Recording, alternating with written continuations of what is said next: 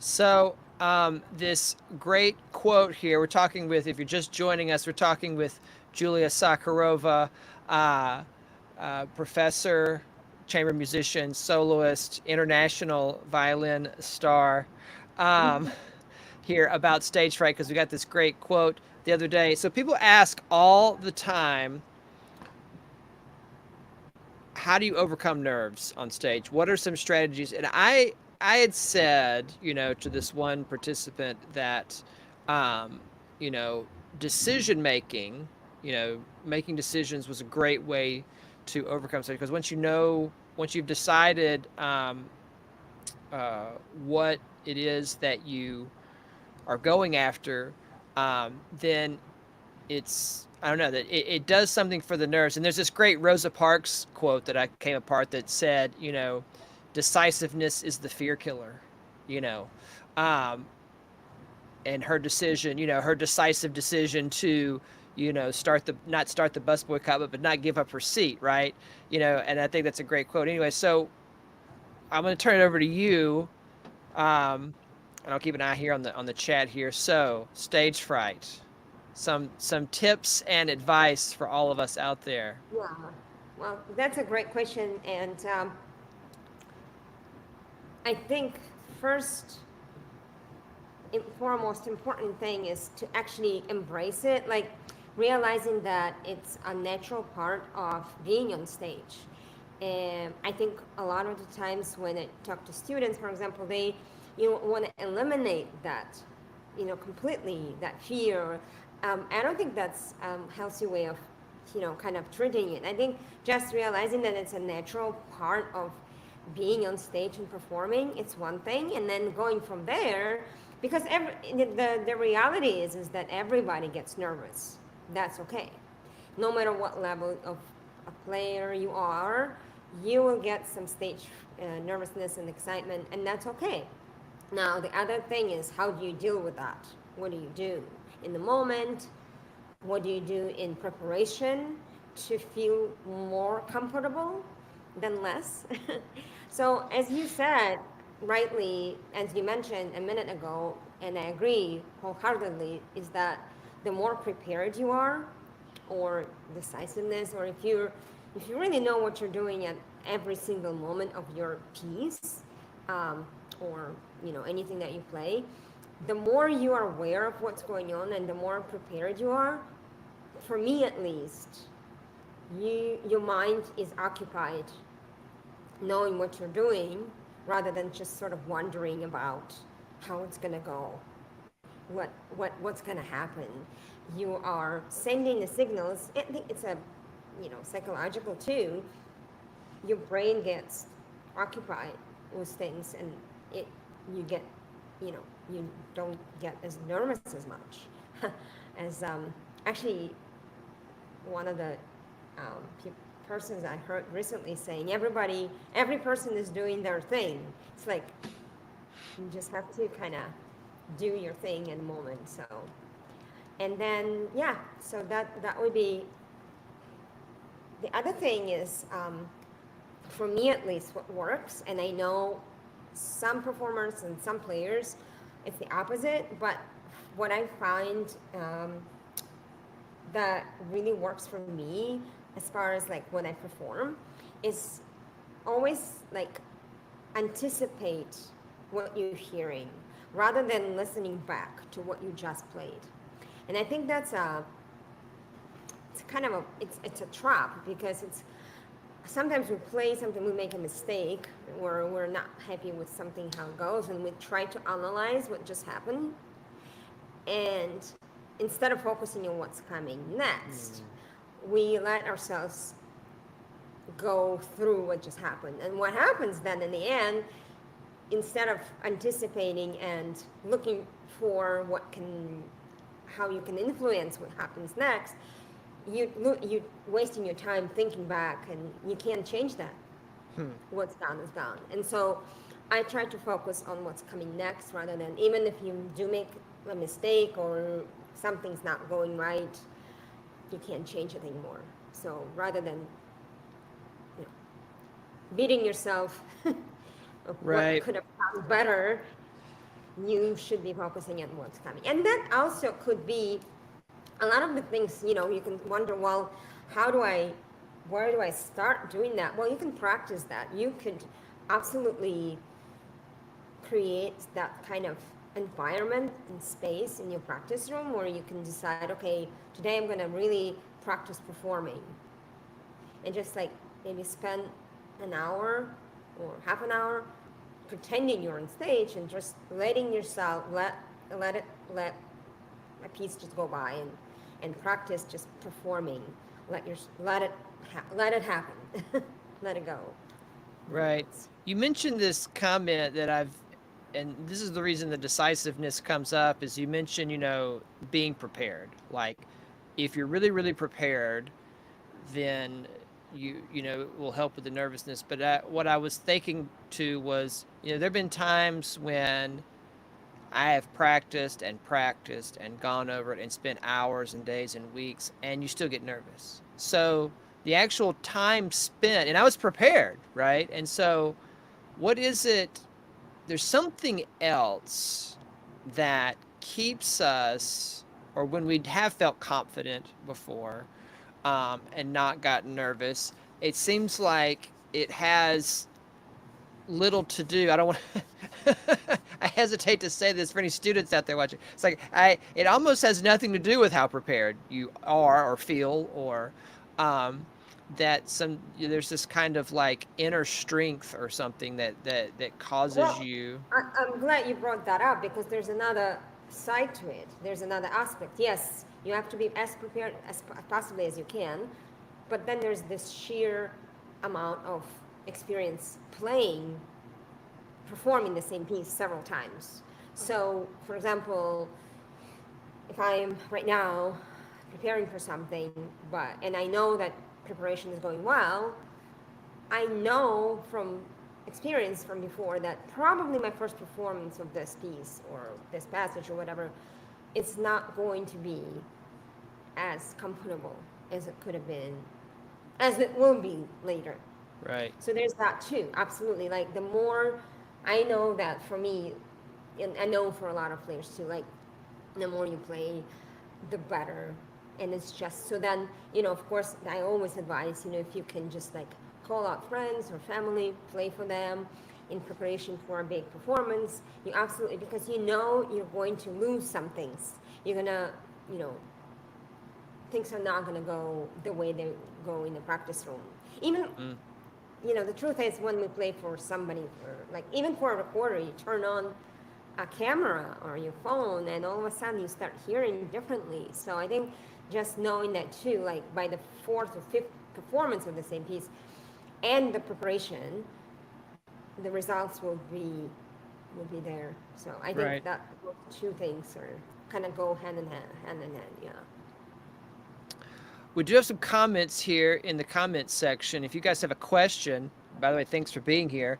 If you guys have a question for Julia, she has done much, much performing in her lifetime, from age 7 on here, over an entire lifetime of performing. So if you guys have questions, it's a great resource. We'll just keep chatting here. And somebody said butterflies actually improve performance to a point. You kind of Yes. mentioned that. Why do you think that is? Why is it that? And I heard Stephen Isserlis, the famous cellist, talk about Yeah. this recently. He's like, oh, I get nervous all the time. He's like, I don't think I'd ever want to not be nervous on stage. What is it about that energy? What does it bring to a performance?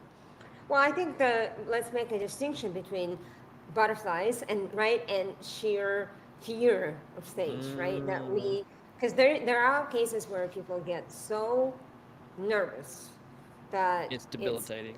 Yeah. yeah, and then that we have to talk about that separately. But I think if you're very well prepared and if you had a few performances before your important stage appearance, then having this excitement, I think that's great because it adds that spontaneous sort of feel, right? Because you don't want your performance to be yes, you have to be prepared, but you also don't want to sound like you're measured everything and everything is just in right places, but it lacks the sort of inspiration is Hmm. in the moment. Right. Because the truth is, the more prepared you are, the more there's room to be spontaneous. The more you can live on stage, literally, the more then you can be creative. But that is only possible really when you're very well prepared, Hmm. because then you can have the room to be flexible.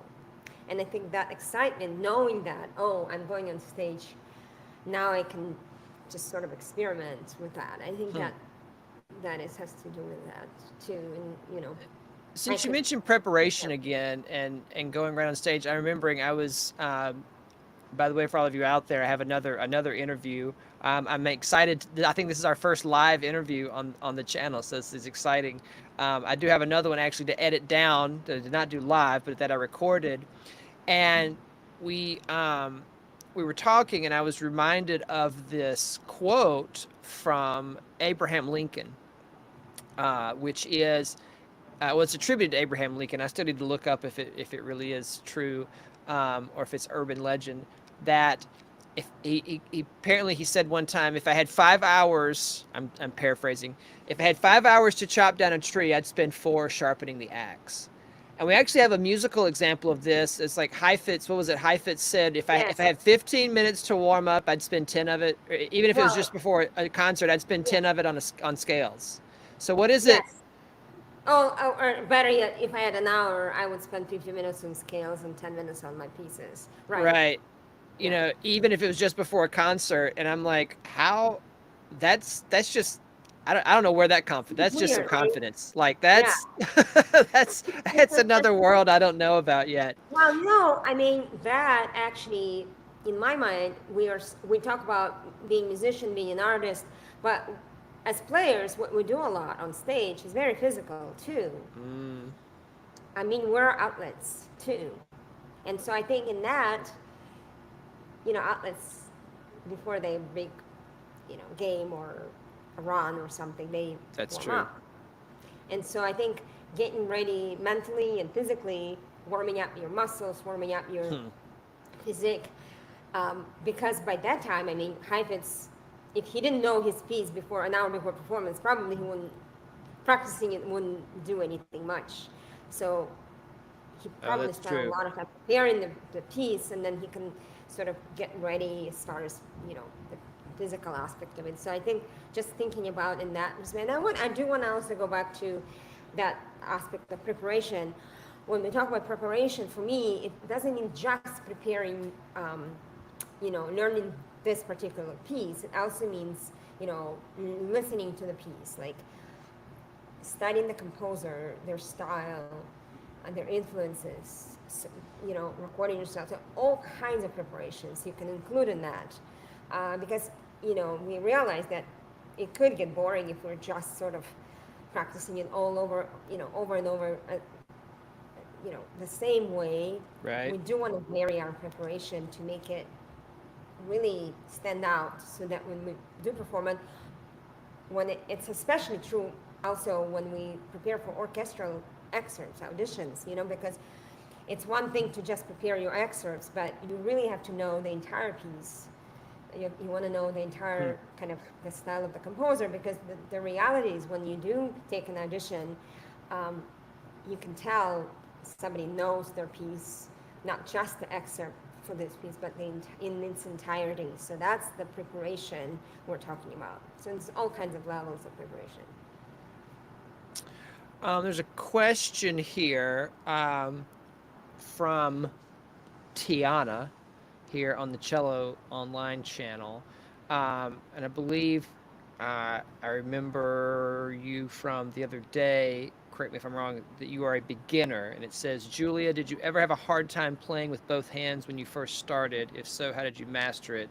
So, like sometimes, one of the ways we start out as beginners when we're doing just the right hand on open strings, or we're doing just the left hand pizzicato, and um, when you're first starting out and doing those things, when do you make the leap as a beginner uh, to playing them playing them both at the same time, and uh, what are some things, some maybe some good beginner exercises that you love to give your students? Uh-huh. Good question. There are different ways of starting. I did start myself hands separately. In other words, I started left hand pizzicato, like left hand, and I would pluck with my right hand, Hmm. right? And then the bow came, just a little bit later.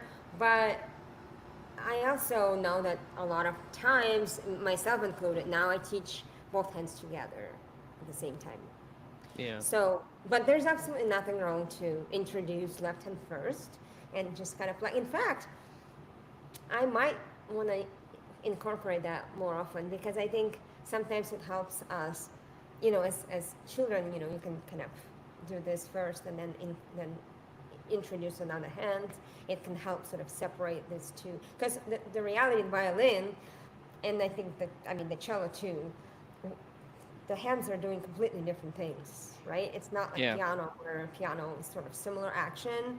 Here, left hand is one kind of action, that up and down, or up and down here, and then sort of, you know, And flip you also have this. to remember that, depending on the student, cello, and this is a difference between cello and violin, is that with cello, the strings, bigger instrument, bigger string, thicker strings, getting the strings down to the fingerboard. This is a big reason why we start hand separate with the cello, is because the plucking the pits on the cello is much less forgiving than the bow. Like you can play with the bow as a beginner and you get some kind of tone and you get tricked into thinking it.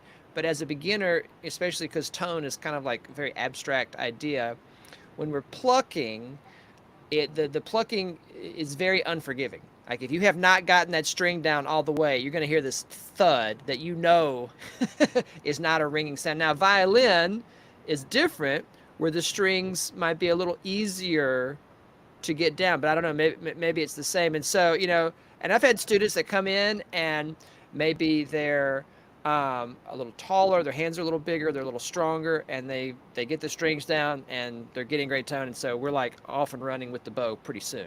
And then others take a few weeks. We're like plucking for quite a long time because getting that string down, all right, especially very young students. But I don't know, is what's the experience there with violin? Well, I think the main thing is, like I said, that separation of activities. But now, I'm also thinking one benefit of it would be because, the reality again is when we do finally get to the stage when we play advanced stuff, we don't practice pizzicato. Right. Like, there's a great example in Debussy String Quartet, second movement, right? It's full of it. There's pizzicatos are just all over the place, and they're hard pizzicatos. And that would be a great opportunity in the very beginning to actually get used to practicing pizzicatos, Hmm. even for the reasons that something that's coming up, because we sort of ignore that. It's like, oh, whatever, that's pizzicato, that's easy. Yeah, we do But take it for granted. I find we do. myself as I get older and I get more picky in the classroom, I find myself teaching pizzicato more and more because I want it to sound better and the timing of it. And I think a lot of students don't understand that it's supposed, What? that Yeah, it's really like a bow retake, that your finger is set. This is what I teach all the time, is because people are getting their finger I to was the just string. going to. I'm glad you mentioned that because I was just going to jump on that. Is that it also lets us know when we talk about the bow to pretend it's like pizzicato with the bow, right? Because we Yeah. set the bow and then we pluck. It's the same thing. So I would actually maybe start incorporating the pizzicatos more into beginners because that would be something that you can do. So yes, I think that's a great question or comment that somebody had. Anyway, get two string players together. We'll be off and talking about pizzicato for And the next 2 and hours. also we can talk about left-hand pizzicatos because there left-hand pizzicatos exist, and All right. that's another whole other aspect. But But it's a great question as a beginner. Like, what are we thinking about when we're starting, and then how, what are we thinking about when we're, putting hands together. One um, thing to keep in mind when you do block and pizzicato is that it, and I used usually students get like too confused. They swap those things. They want to bow with the fingerboard, right? Because it has less resistance. But we mm, should go actually closer to the bridge. But with right, pizzicato, it's the opposite. At least for violin, that's right, you do want to pitch where the fingerboard is. that's right. You don't want to pitch where the bow is, because if you pitch there, it's very hard to get the string Too much going. tension. Too much tension, exactly. And it responds much better if it's away from that point where the bow is. So that's, and usually I get students where they just switch those things because it's easier. But Yeah. yeah, Yeah, it is interesting. That's right. Students will pluck way too close to the bridge and then put the bow over the fingerboard. I never thought about it. But actually, yeah, it is the opposite. Well, I try to tell them that the bowing lanes, we talk about bowing lanes and where the forte lane is and the piano lane. I say all of that shifts back towards the scroll when you're plucking, right? right, The fortissimo lane is at the end of the fingerboard, and the piano lane is like in the middle of the fingerboard. If you want to play, right, quietly right, versus right. loud. So if you guys, we have a few more people that have joined us here. I can see. If you have a question for Miss Sakharova, either about stage fright or nervousness or anything else music related, love answering the questions here. Um, keep them keep them coming.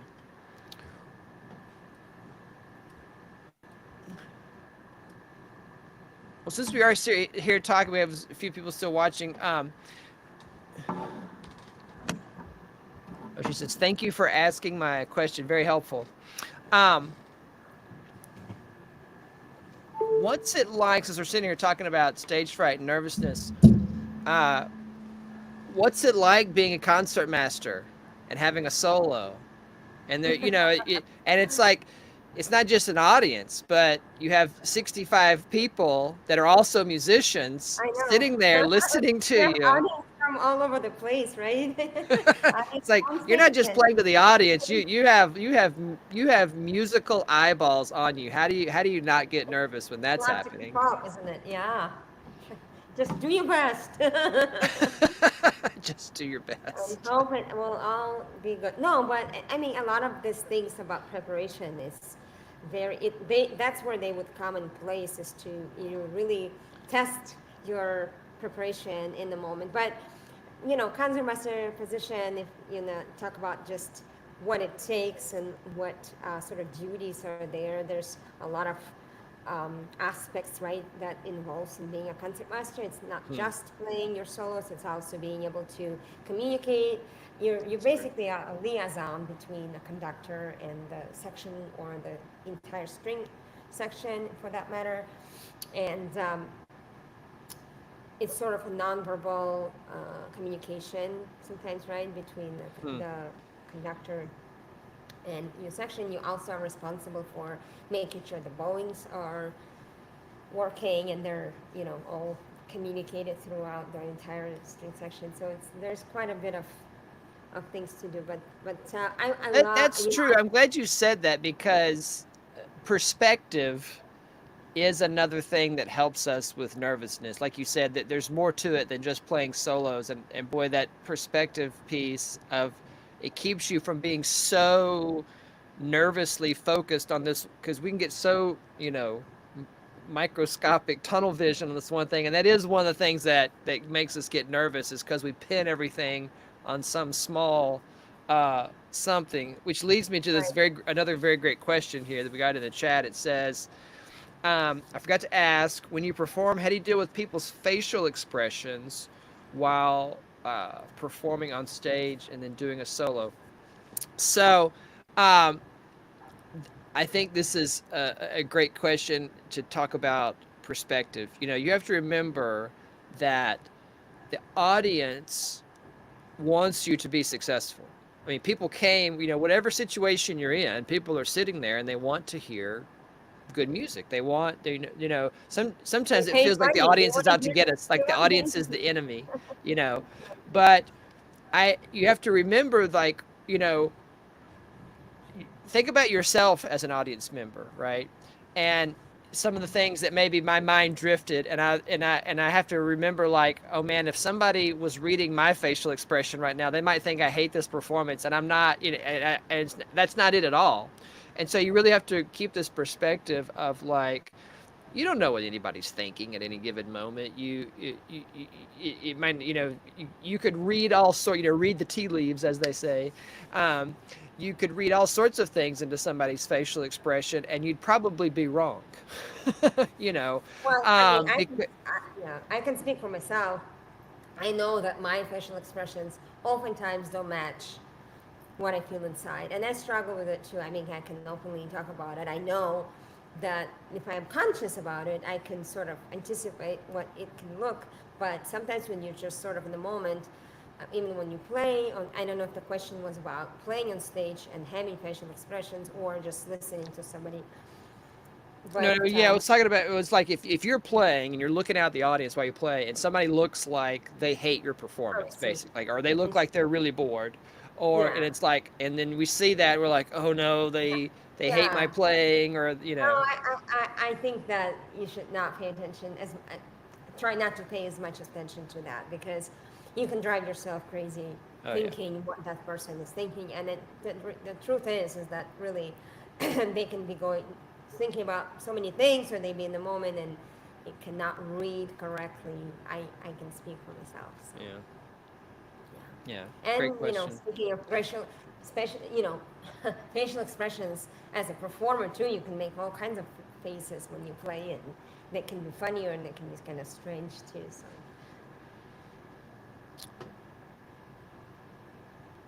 Um,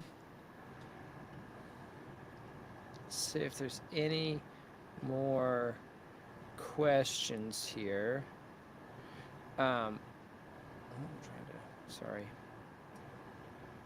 navigating here. Some new software.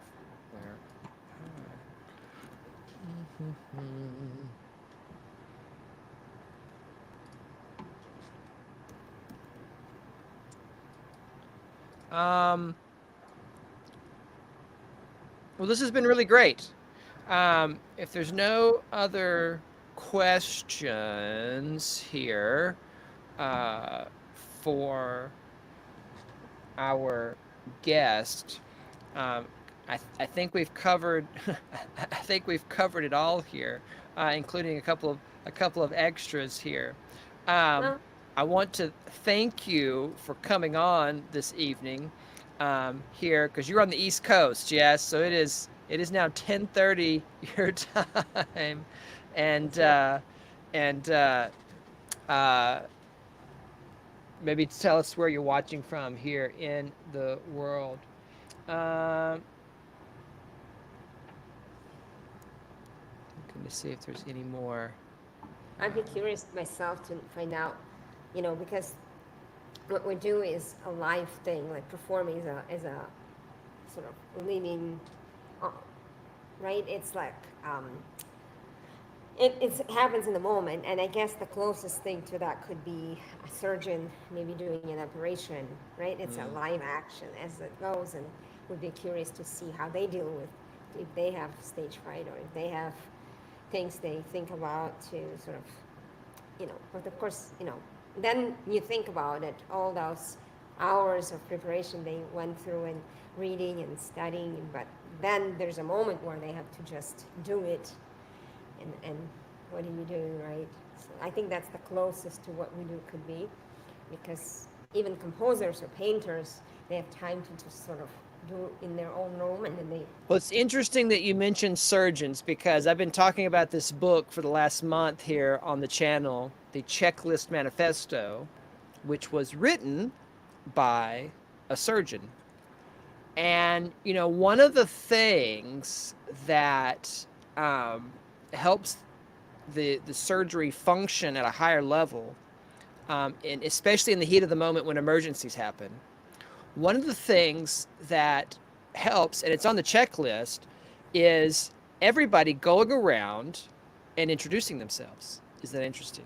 Right? Hi, I am so and so. I'm in charge of this. It's not a long introduction. It's not your life story. It's just this is my name, and so then everybody's connected. And if an emergency, if something does go awry, if something goes south there, then the whole team functions at this like much higher level to deal with whatever's going on, right? Because relationships matter. Um, yes, David says fly the plane. That's right. That's one of the interesting items on the checklist from airline pilots that this person writing checklist manifesto was trying to bring to surgery. But it's interesting that this kind of relationship building piece, since you mentioned surgeons, like how do they deal with it? How do they perform at a higher level? Just like, and I believe. David, correct me if I'm wrong. I believe this is the same thing uh, in when pilots, you know, are there in the cockpit. It's like just let's all introduce ourselves so we know who we are, who the team is, and then you know everybody functions better. I wonder if there's a way, when you're thrust into a performance situation. I wonder if there's a way to recreate that. Of course, there's usually a rehearsal, Right. beforehand, and there's some, Right. relationship building there. Well, I mean, if you play solo on stage, of course, that's the hardest, right? Because that's you can't really introduce the team. I mean, you're Right. it with a composer, but of course, and then play myself playing in the quartet for 12 years. There's definitely the camaraderie, right? That helps the four people that share the same amount of nervousness or same amount of excitement and same idea and how that's gonna go. And so your quarter percentage, of 100% get you're nervous not quarter% only, right? Because you share that it's all divided, all the labor is divided. So in that respect, that it becomes shared responsibility, which is Hmm. good and bad, right? Because also if you sort of mess up, or that's gonna influence the other people. Right. But yeah, I think that it's interesting, that relationship aspect where it helps to unite, right, and not feel like you're by yourself. Yeah. And David says yes. We call it the pre-flight briefing. Yeah. It's a big part of. It's a big part of. This Yeah, idea of performing better, performing at a higher level. Peak right, performance. So right. it's a big deal. All right, Miss Sakharova, we're going to say goodnight and thank you. Thank you We very much. appreciate it so Wonderful. much. I think everybody here appreciates this talk, because it's It's getting been great nervous. It, speaking it to can be debilitating, and so you. Yes. we all But I are think trying just to. talking about it, I think helps.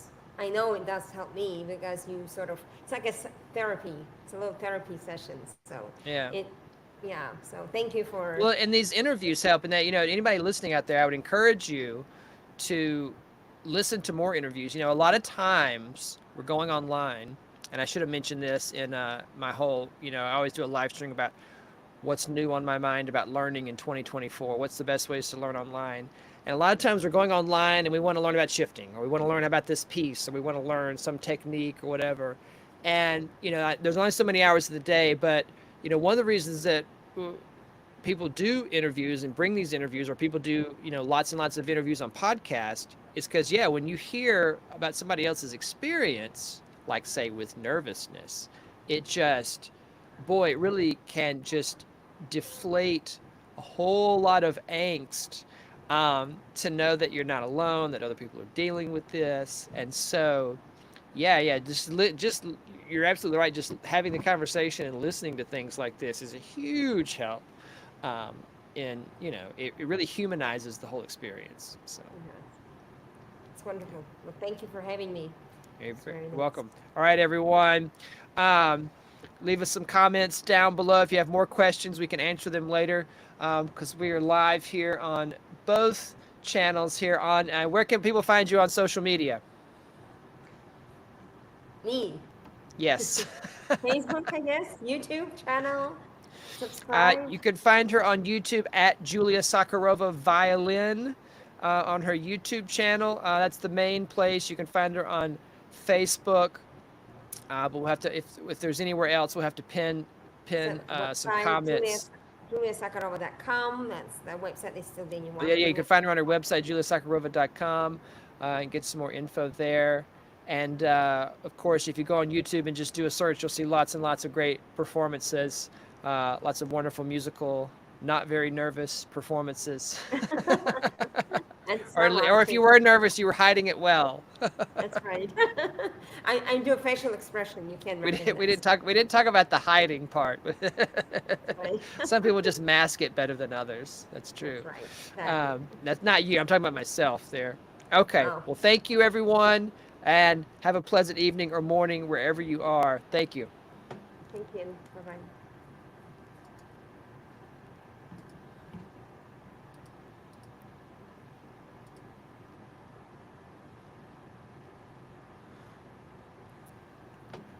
And